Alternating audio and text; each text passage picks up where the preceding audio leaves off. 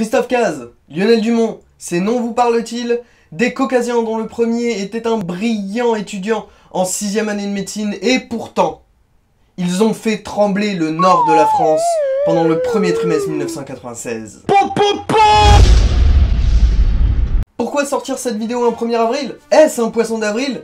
Pas totalement. Ces deux hommes étaient à la tête d'un gang ressemblant plus à une équipe de manchots participant à un tournoi de belote, plutôt que de vrais terroristes. Même les terroristes de maintenant réfutent ces deux hommes de bons gros incompétents. Mais qu'ont-ils fait exactement? Rentrons dans les faits et pour cela je vais vous raconter une histoire. Cette même histoire que je raconte après 3 grammes d'alcool dans le sang. Et mes amis me disent « Tu la racontes plutôt bien. » Alors, je vous la partage.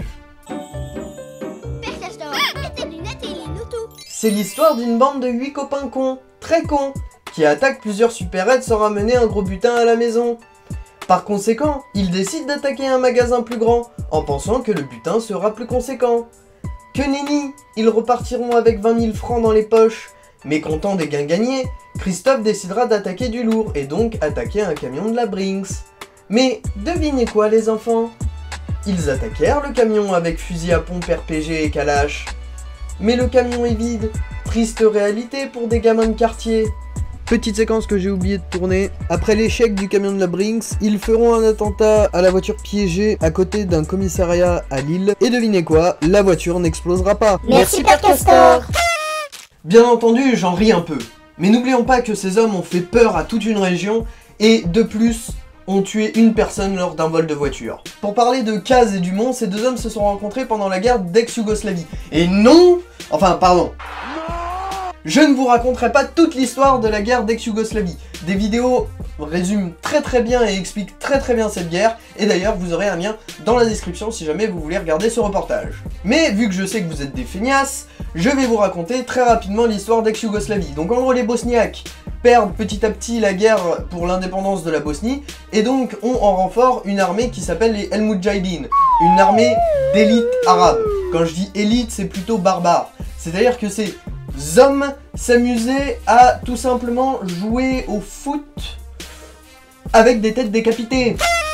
Un peu bizarre comme mise en scène. Imaginez en 1793, si les révolutionnaires avaient fait un five avec la tête de Louis XVI. Cependant, une fois la guerre terminée, ils reviendront en France et feront les dégâts que je vous ai expliqués précédemment.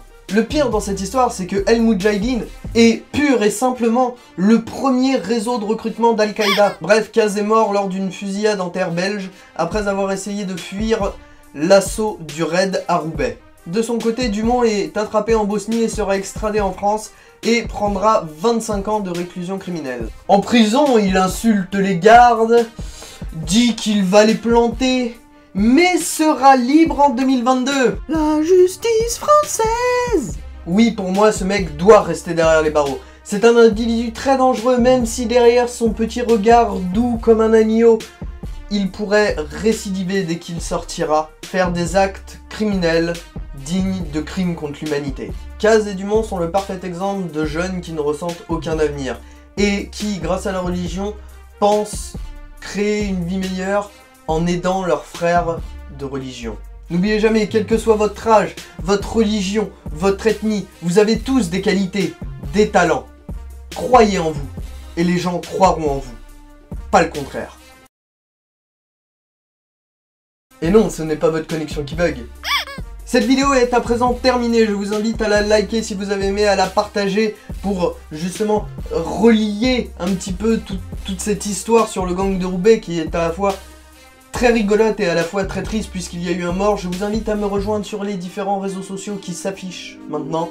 Et je vous invite aussi à regarder dans la description, il y aura les liens directement, voilà. Je vous dis ciao tout le monde, c'était Vince pour une vidéo sur le gang de Roubaix. À la prochaine. Ciao tout le monde.